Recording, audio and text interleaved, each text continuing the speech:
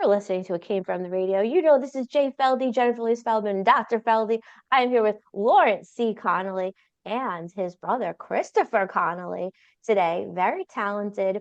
I've been investigating Lawrence for the last hour and a half, listening to his interviews and his dark musings. Now, Lawrence C. Connolly's work spans dark fantasy, psychological horror, near future sci fi with a cinematic flair. His latest story, Minutemen, Execute and Run, follows wounded warriors who receive biotech enhancements, granting them 60 seconds of superhuman power before extreme pain sets in. So it's currently being developed as a feature film with his brother, who's here with us, Christopher. And they're both right here. So maybe I'll let them speak. Hi. Hello. Nice to see you. Nice to meet Nice to you. be with you. Nice to Nice be to with see you you. too, guys. So thanks for being here. I'm going to jump right in. I always do. So, Sir Lawrence Connolly, if you, like the characters you wrote, received biotech enhancements granting you 60 seconds of supernatural power, what would you do with this power? All right. Now, before I answer that question, we should clarify something that happens to the Minutemen characters in the Minutemen book. You see, they have these incredible powers for 60 seconds, but they pay for those because after they use them, they are completely depleted. They are worse off than they were before they used their power. So it's not only a matter of what power I want, but when and how I would want to use it and how badly I would want it because I know I would have to pay for it afterward. Right. But okay, but straight answer that because you asked a Right. straight question, so I'll give you the straight answer. And that would be, I think that what I would like to do is be able to sit down at the keyboard with a writing project in mind, and my superpower would be no doubts. No doubts, no second guessing. I Oh, know exactly what I want to do. I don't type one word and then doubt it, but I go full speed ahead for 60 seconds and I write the greatest movie pitch ever.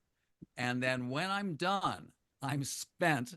I can't write a darn thing for the next day, but it doesn't matter because mhm. guess what? I've got the killer pitch for a movie. And the next day, when I'm back to normal and I'm rested, I'm going to go out into the world with my regular power and I'm going to pitch this sucker and it's going to be a film in 6 months. So that's my strategy. If I had a superpower, that's what it would be, and that's how I'd use it. Hi. So, I'm going to go off the question list because, as you may or may not know, some listeners know, I specialize in Dianetics and Scientology. So, we're going to do a deep dive into why you have doubts. Why do you think you have doubts? No, I'm just kidding about all the Scientology part. But no, really, a lot of writers, and I think that the most intelligent people do have doubts, and they don't think they know everything. They don't think they can do everything because they're aware of all of the stuff that they don't know. So, just quick question: what do you think gives you some doubts? What do I think gives me doubts, or is that Yeah, it makes is you that doubt Chris's yourself. about Anybody, myself? actually, Yeah, anyone can I answer think what it this. is Yeah. the more you know, the more Hmm. you learn. So, I've Hmm. been doing this a long time. And the more you learn about something, the more you know to question. And the more you Yes. have to second guess. The editor in your head gets louder and louder. And so it becomes more difficult to turn that Mm. off. And so it's a double edged sword. You spend your life learning how to do something, and then you get to the point where you can really do it. You know just about everything you need to know in order to craft a good story.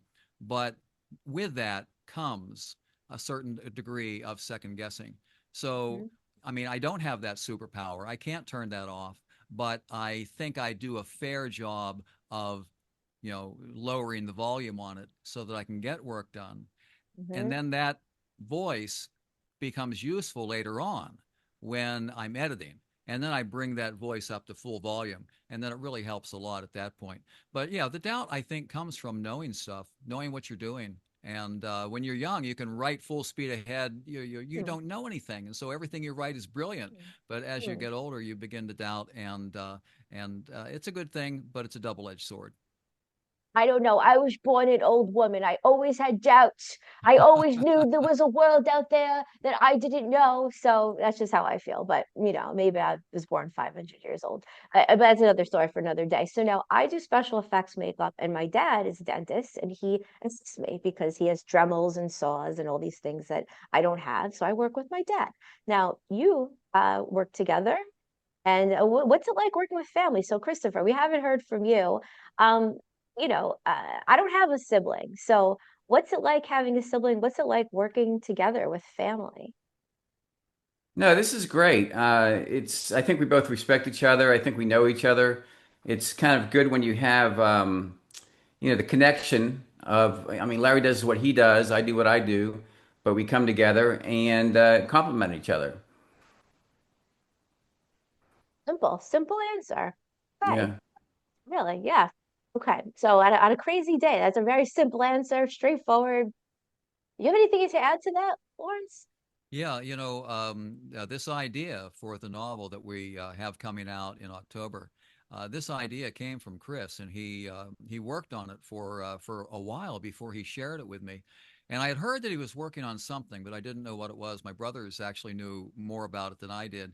And then one day I was doing a panel at a science fiction convention, and Chris dropped by and he said, "Come on, let's go get some coffee. I've got something to show you." We went up the street to a little bistro, and he spread out these papers all over the bistro table. And now Chris is an artist. I'm primarily a writer. Chris is also a writer, but he's also a graphic artist. And so what Chris had been doing, well, he was developing this idea, was he was creating sketches for characters and dramatic events that would sell this story of a group of commandos who had superpowers for 60 seconds at a pop. And as I looked at these things on the bistro table, I realized we had something here. I realized that this was something I wanted to write. And so what I did is I gathered up all those papers and I took Chris's ideas, and we talked a little bit longer after that, and we laid out all the beats for the story, or the things that we thought we would like to have in the story. Mhm. And then I just took that and I worked on it for a while. I'm a very solitary writer. I had all this stuff that Chris had already created. He had created it on his own, and then I went off on my own and Mm-hmm. I wrote. Whoops, sorry, I bumped the mic there. I wrote, but what I wrote at that point wasn't the novel. At that point, what I wrote was a screenplay because we both agreed that this would make a terrific screenplay. And shortly after I finished it, I had a film opening in LA. It was Nightmare Cinema. Mick Garris, the producer of Showtime's Masters of Horror, and I worked on this film, Nightmare Cinema. Chris and I went out there together to the premiere, and then we spent a week in LA after that pitching this Minuteman script to various producers. It was we had great conversations. Everybody was very receptive, but we didn't get anything until I think I'm going to let Chris pick up the story here because Chris, I flew back east and you had one more meeting. Tell us about that meeting.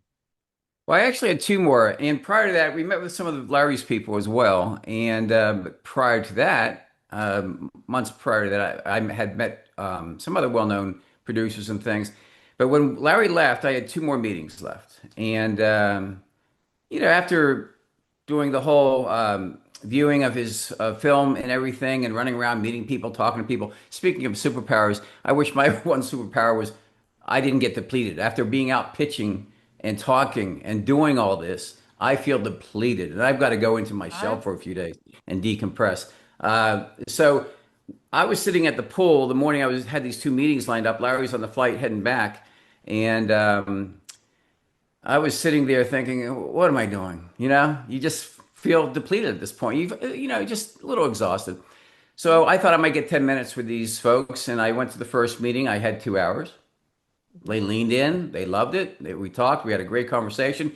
And what I love about it when you pitch this is I love to hear what other people jump on the heels of you and start finishing your thoughts. And whether they're going in the right direction, or the wrong direction, they have an opinion and they love the idea. So they immediately lean in and get engaged. When I left that meeting, I was feeling pretty good. And I went to meet with Jonathan Sanger and MJ. And again, I still humbly thought I might get 10 minutes of meet and greet, very cordial. I was told how, how professional they are and how cordial they actually are.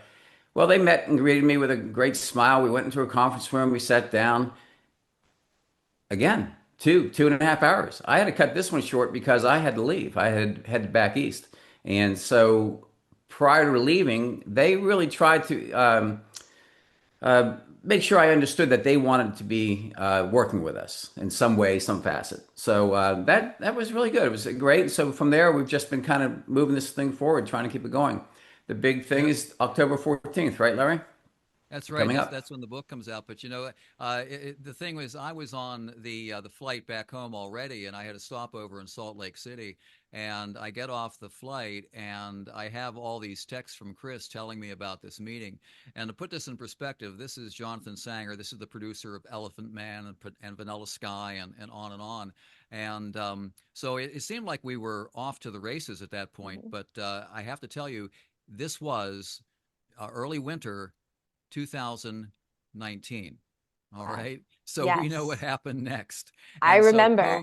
COVID derails it. And then just when things start coming back, we have the writer's strike, the actor's strike, and then Mhm. the terrible LA fires. And there's a photo that Chris has taken right off the balcony of what is now his apartment in West Hollywood, where the fires were just a few blocks away. And so all of these things were delaying the film development. So what Mhm. I did in that downtime is I wrote the novel. And that's the novel we have coming out in October on October 14 from Arc Manor. And so it's interesting, isn't it, how things that are actually not good things, things that seem to Right. really get in the way, they actually turn out to be things that work out, because I don't know Mhm. if we'd have a novel. We might have a movie at this point, but we wouldn't Right. have the novel coming out on October 14th. So I'm excited about the novel, and pleased at the way things have come out, and the film is still going to happen. Yes. You know what? Let's just give our listeners where to find this novel, websites, Amazon. Tell us right now. Why wait? Sure. Best place to find me, Lawrence C. Connolly, is at Mhm. lawrenceconnolly.com. And that's Connolly with two O's, two N's, and two L's. I like to recycle stuff. And so lawrenceconnolly.com or lawrenceconnolly.com will get you there, and everything is right there. The social media links, my podcasts, my blog, everything is right there. And people can also go to concom.entertainment.substack.com, and that's where Chris and I have a newsletter that we're putting out every other Thursday, actually Mhm. every other Tuesday, about the Minuteman Project. So that's Concom, C-O-N as in Connolly, com as in communication, entertainment.substack.com. And the last one I will tell you about is minutemannovel.com, which has a direct link to the pre-order page at Amazon, and also has a very cool countdown clock there, so you know just exactly when the book is coming out. But both Chris and I are on Facebook and Instagram Mhm. and there, but you can find my links to those social media sites right there on my website. So maybe I missed this, but as far as directing, producing the actual film, are you two going to be doing that directing? Are you going to be standing behind the director? Will you be micromanaging the director? Will you be involved in casting? How much will you be involved in the movie process? Because I've Right. seen that personally, where writers want this and the director wants this, and they butt heads. So, Well, yeah. Yeah, at the moment I'm on the East Coast, writing the follow-up novel, and Chris is in LA doing all the legwork for that. So Chris, how are things going? Yeah. yeah, I think the producing part of it is the main key to take the IP that we've been developing that I created and to move it forward. Now, the beauty that I felt when Larry jumped on, yes, I needed him. And then when you have people jumping on like Jonathan Sanger and MJ, these folks, the beauty is it takes the pressure off me or anyone. You don't have to be the smartest guy. I have my Mhm. opinion. I know where the story is going. Larry and I have talked about it. We know what we want to do with the story. We know where it began, even before what we've got coming out. We know where it's going. Um, Mhm. so as Larry and I have had these discussions, as long as we stay true to the story, um, I would be glad to let a director or a other people give their insight. Anything we do, I'm certainly hoping it's going to make the whole project even better. So Mhm. yes, we can relinquish creative thoughts to others as well. Well, I mean, Jonathan Singer, who's involved, got a call from Tom Cruise. At least he said this in an interview, asking him to shut down the streets in Times Square, and he was able to do it. So you have a very competent guy who's Oh yeah. on board with you. So, when you have this level of confidence, perhaps you can give up some of the control and have some confidence in the leadership. Absolutely. And I don't understand what they do. They know it better. So I think Larry and I both Mhm. know that. Well, Larry knows what he does. I know what I do. So yeah, it takes the whole team, as just like the ensemble and the characters themselves, right, Larry? Yeah, yeah. The Minutemen story is very much an ensemble piece where every one of the characters has a special skill, a special power that they can use, and they also have special hang-ups, and they're also getting over special traumas. These are very complex characters, as we all are, right? And so Right. I think that in order to get a film made, we have to bring together. Well, we don't, but the producers have to bring together all these wonderfully complex and talented characters, and each one relies on the other to do his job to the best of his ability so that the film comes off well. And that is very much what the Minutemen story is about. Characters who are doing the best they can with what they have, and then know that they can rely on the other characters when they go into their downtime mode. Because these Minutemen, as powerful as they are, each one becomes just about as helpless as a baby when the power is spent and has to Wow. rely on the others not only to continue the mission, but also to protect them and get them out alive. As helpless as a baby. That's how I felt at the beginning of this interview. This is the most chaotic interview I've done in 5 years. So thanks for bearing with Oh, me. come Now, on.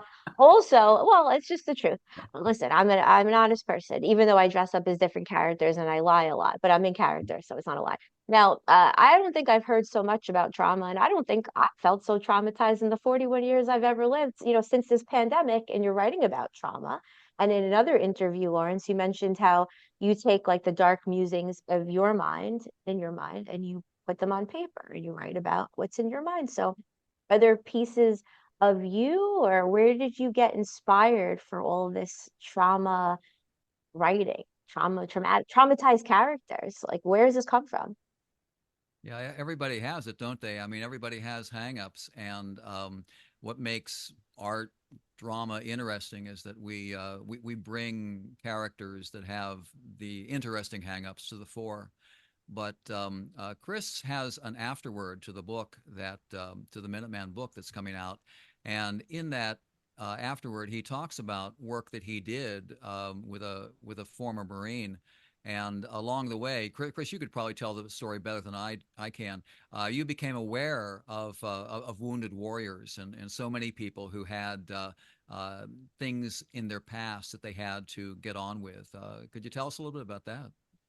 Well, you can't go into any war or any part of the military and come out unscathed in any way. I mean, I do know people that would object and say, no, they're healthy, they're fine. And they surely are. But there's others that come back disabled and wounded in ways that you can't even see, whether it's PTSD or not.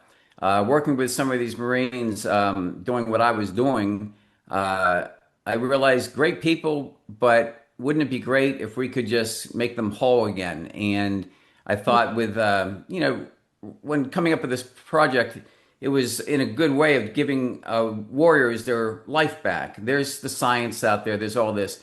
I always like to say this story is based on an actual science formula behind it, where it's not like a radioactive spider bites a spider, and I mean, a radioactive spider bites a kid and he's shooting spider webs all of a sudden. This is based on a real formula that helps Daniel Hayes walk again, gives Christian Chase her eyes again, she can see again. So it's a cool story, and the other thing about the characters, they all may suffer from some debilitating issues, but they also have a background of a history of their own skills, things they were able to do, they were accomplished in their own way, and then they come home broken. Every meeting I've ever won and gone into, I've always first and foremost said, uh, understand that another objective here is to create a foundation out of this and having a foundation associated or to work with a foundation. There were a few I called, and there's a few I'd like to get involved with, but I would like if this project it brings revenue in for a foundation, that would be great. It'd be a wonderful thing. I'd like to give back at this point in my life. Yeah, I like to get back every day. That's why I'm talking to you guys. You're welcome. No, I'm just kidding. I'm just kidding. All right, so final question. So this will have to be like a 2-minute answer. I'm more on the shorter side. Now, Lawrence, you were discussing a cult film called Blood on a different interview about the addiction to a woman's blood. So I'm someone who subscribes to the belief that all humans get addicted to something, but the key is to choose the right, most fruitful, useful, productive addictions. And I believe that to truly be an expert at anything, you got to be obsessed. So, do you feel that you're addicted to writing, or what are your addictions? Well, Both of you, I guess. what a great question. Absolutely, I think I am. It is something that gets me through, and Hmm. it's something that I can't go without. If I go too long without writing, it's not going to be a good day the next day. Oh, wow. So we were talking earlier about COVID, and when COVID hit, and we all were concerned about the horror story raging outside our homes. It was the writing that enabled me to be centered and Hmm. to be able to work through the panic and work through the concern. And it certainly wasn't always easy to find that time because there was a lot going on in those days. But that was what I think got me through to a large point, to a large extent. And I think I started this very early in life. I grew up during the atomic age, right? And the time when we were convinced during the Cuban Missile Crisis that we were all going to be annihilated.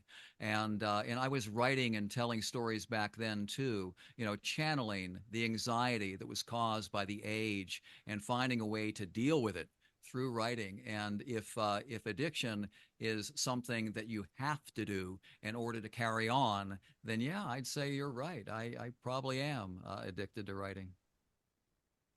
So, Good thing about it though, there doesn't seem to be a downside about. exactly, exactly. Chris, My addiction, or uh, obsession? obsession.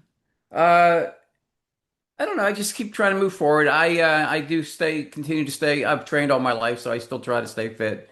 Hmm. I spend maybe 3 or 4 days at the gym, but it's kind of downplayed a little bit. Just an hour and a half or so, and yeah. So I would just say that's about it. You can tell you look very fit. I used to be a full-time trainer as well. And an hour and a half, sometimes I taught 8 classes or 8 clients a day. So, Yeah. any final thoughts? Anything you would just like to tell our audience in maybe 30 seconds or less? No, this has been great. Thanks so much for having us on and giving us the opportunity to talk about the Minuteman Project and the novel that's coming out. It's called Minutemen Execute and Run. It comes out October 14th. It'll be available at Amazon, Barnes and Noble. It's already up for pre-order. And check us out. Check out our newsletter. Check out my website. There's a lot to learn, and very eager for people to read the book. It's going to be exciting. Yeah, the newsletter is fun. They would get a kick out of it. They can see they get an idea where this all started and where we're going with it. All right. And I guess my closing thought will be it's probably a lot healthier if you have trauma or anxiety to work out like Chris or to write like Lawrence. And I've done both professionally. Or you could do what I did during the pandemic and you can eat what I call keto pizzas, which are melted bowls of cheese because cheese, Chris, you probably definitely know this, has casomorphine, which is a morphine-like substance, and it relaxes the body. I actually would get tingles and I'd watch Tiger King and I'd feel super relaxed eating these bowls of cheese. But guess what? A year later, I did stand up and I had layers of stuff on me. So maybe if you're feeling anxious, guys, floss your teeth, take good care of yourself, work out, write, channel that into a creative, positive addiction. Maybe don't eat keto pizzas, bowls of cheese. And now back to the studio with Mark Torres for more Came from the Radio.